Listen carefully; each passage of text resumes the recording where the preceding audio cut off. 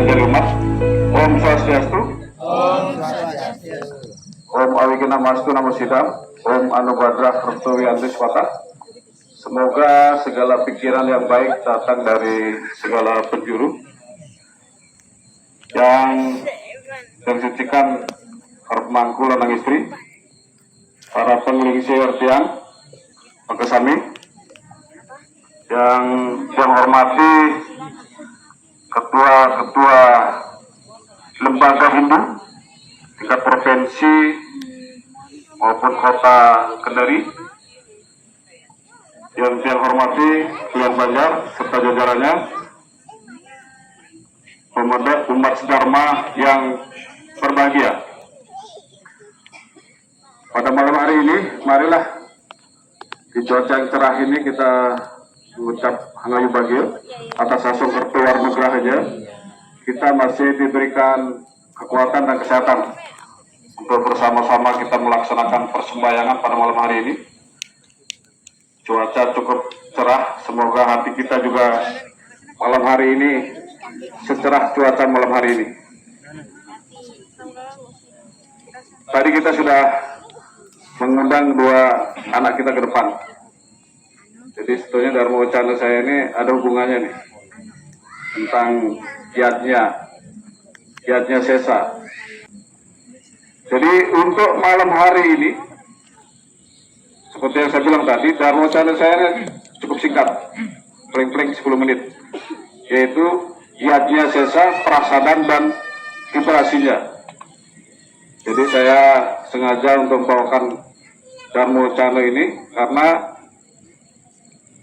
dengan adanya perkembangan zaman dewasa ini, hampir kiatnya Sesa ini sudah mulai kadang kita lupakan. Seperti yang pernah saya baca, menurut penulis buku yang mungkin sudah para akademisi sudah sering mendengar, Herbert Spencer. Herbert Spencer ini mengatakan bahwa masyarakat itu adalah hasil perkembangan dari masyarakat yang homogen menjadi masyarakat yang heterogen. Jadi dalam satu bukunya tentang teori perubahan sosial, salah satunya yaitu teori evolusi, mengatakan bahwa manusia itu, masyarakat itu cenderung dia berkembang, berubah-ubah. Sepertinya para penulis ini sudah meramal masa depan umat manusia itu akan selalu berubah, bertumbuh, berkembang. Termasuk perkembangan dewasa ini yang menyerbu kita, yaitu media sosial. Media sosial ini tidak bisa kita tangkis, tidak bisa kita hindari. Memang kita harus terima kenyataan bahwa media sosial ini menyerbu semua kalangan masyarakat. Jadi Herbert Spencer mengatakan bahwa kita harus menerima perubahan. Jadi kalau sekarang ini media sosial ini kita musuhi, kita rugi sendiri. Tapi kalau kita terlalu masuk di dalamnya, kita rugi sendiri. Contohnya, sekarang ini saya tidur aja di rumah sana, sambil tidur, pencet HP ini, sudah datang makanan. Kita berada di mana, pencet lagi ini sudah datang apa yang kita pesan. Sehingga cenderung kita ingin hidup praktis. Sudah malas masak. Kalau zaman dulu waktu kita belum ada HP, kita masih sering masak. Sehingga dengan kita memasak di rumah, berarti kita menggugah kita untuk melaksanakan tradisi kita, yaitu melaksanakan Dharma Yajna Sesa. Kalau sekarang ini, nggak tahu ini, mungkin ada yang masih, sebagian besar mungkin masih melaksanakan Yajna Sesa, tapi ada juga yang sudah mulai melupakan.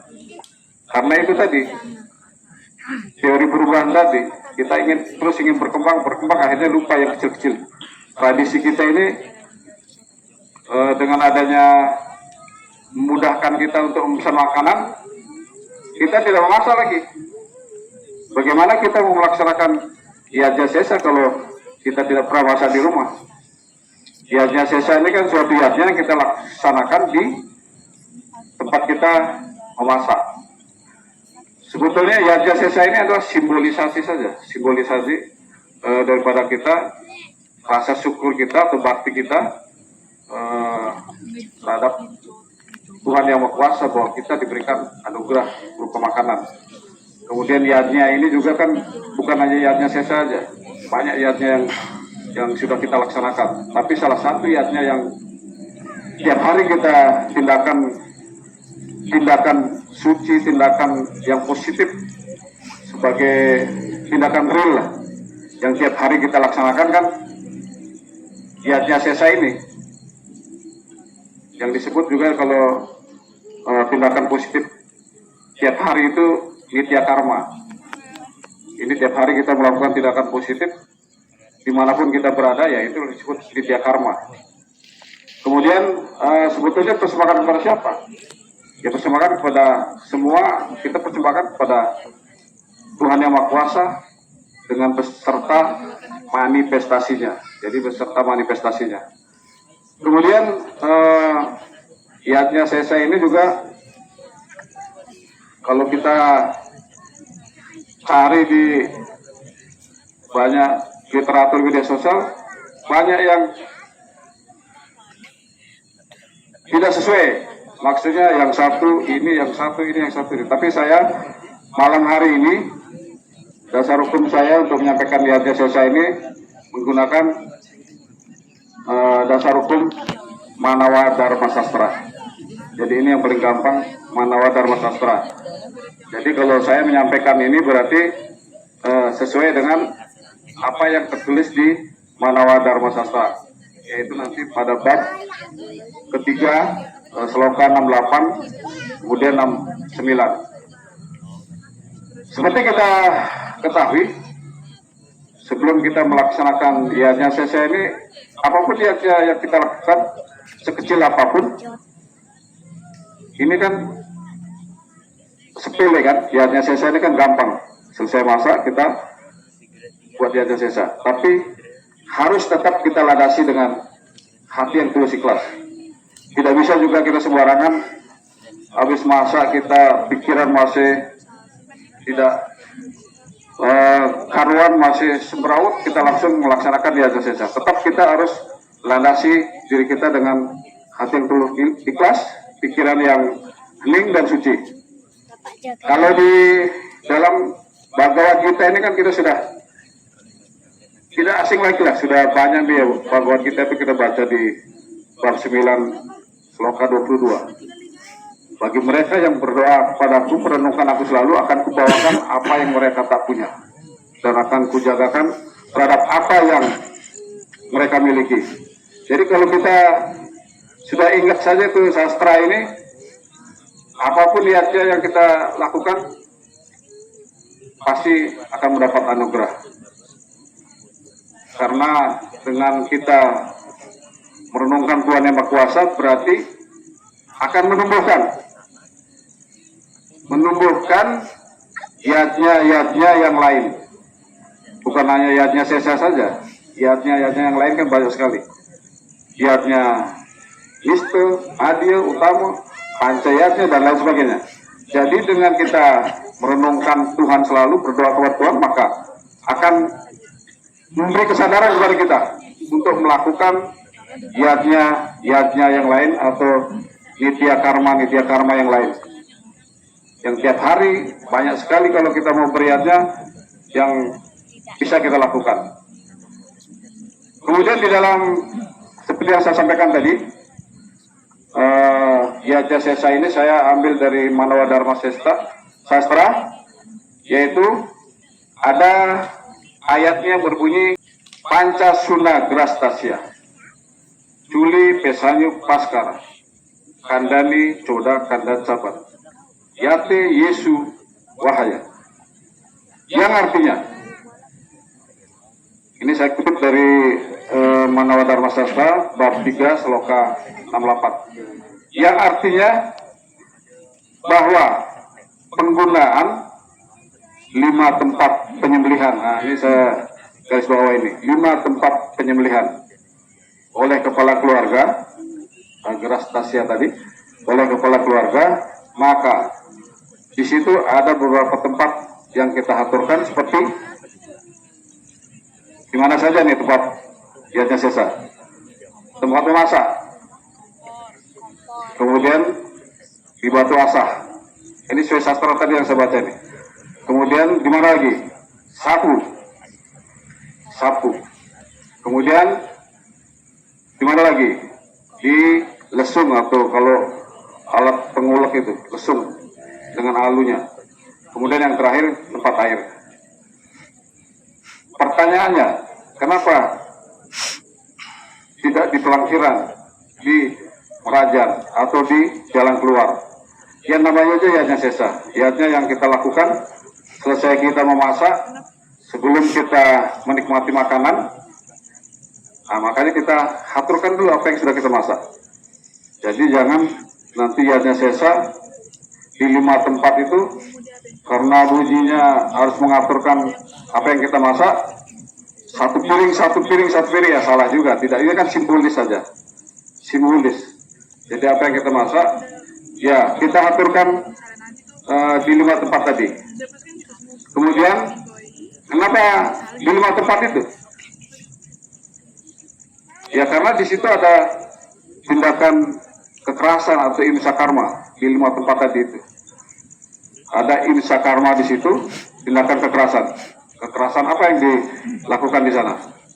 Jadi kalau di sana misalnya kita melakukan potong ayam, di situ sudah ada tindakan kekerasan. Kemudian kita pikir kelapa, di situ sudah ada tindakan kekerasan. Kemudian kita masak air di 5 tempat itu. Itulah di situ. Kenapa harus di situ? Di situ terjadi tindakan kekerasan yang harus kita tebus dengan mengaturkan yang disebut dengan yatnya sesa. Kemudian tadi yatnya sesa prasadam. Ini prasadam. Prasadam ini kalau dalam bahasa Sanskerta itu anugerah. Jadi makanan yang sudah kita aturkan berupa yatnya sesa ini, di situ akan menjadi prasadam. Prasadam itu makanan yang sudah mendapat anugerah daripada Ida Sang Hyang Widiwasa atau Tuhan Yang Maha Kuasa. Anugerah ini kemudian bagi kita yang memakannya akan memiliki vibrasi. Vibrasinya apa? Vibrasinya ya hati kita menjadi nyaman. Makanan yang kita makan ini walaupun lauknya seadanya, ya merasa enak, lapang, nyaman. Itu vibrasinya. Kemudian selanjutnya sloka yang ke 69, tadi 68, sekarang ke 69. Itu di situ berbunyi seperti ini. Penggunaan 5 tempat aktivitas yang dilakukan oleh kepala keluarga, para resi memerintahkan untuk kita kepala keluarga melakukan pancayatnya. Pancayatnya yang terkecil ini arti yatnya sesa ini. Ada 5 tempat yang disuguhkan. Ini sloka 69. Jadi kalau ada nanti berbeda versi, dasar saya adalah Manawa Dharma Sastra bab 3 sloka 68 69. Kemudian yang selanjutnya vibrasinya itu tadi. Setelah kita makan, ya kita mungkin tanpa kita sadari bahwa makanan kita ini kalau sudah kita aturkan menjadi prasadam akan menjadi enak. Apalagi kalau dikasih beguling, apalagi ya. Kalau tidak ada beguling ya, apalagi ada begulingnya tambah enak. Kalau tidak ada beguling enak. Sudah karena sudah menjadi prasadam, apalagi ada ayam betutunya ya tambah enak lagi. Kemudian apa tujuannya ini? Tujuannya ya ya lain tidak bukan menghubungkan rasa syukur dan bakti kita pada cinta kasih Tuhan Yang Maha Kuasa, sehingga akan menjadi anugerah tentang makanan yang sudah kita makan ini akan menjadi anugerah, sehingga kita akan mendapatkan anugerah-anugerah yang lain, mungkin esok hari dan seterusnya. Inilah mengapa tadi judul tema darwacana saya ini Dharma Yajna Sesa, ulangi Yajna Sesa, prasadam dan vibrasinya. Vibrasinya sebenarnya tidak ada yang lain, tujuannya hanya menghubungkan rasa syukur bakti umat manusia kepada cinta kasih Tuhan Yang Maha Kuasa kepada kita yang melaksanakan Yajna Sesa ini khususnya. Jadi hanya rasa syukur dan bakti pada cinta kasih Tuhan Yang Maha Kuasa. Kemudian yang selanjutnya Yajna Sesa juga akan membawa kita pada keikhlasan untuk kita melakukan yajna yang lain. Demikian mungkin Yajna Sesa, prasadam dan vibrasinya, Dharma wacana singkat saya. Semoga bermanfaat. Saya akhiri dengan Loka Samasto Sukino Bhawantu. Semoga dengan kita melaksanakan Yajna Sesa, kita akan berbahagia. Saya akhiri. Om Santi, Santi, Santi.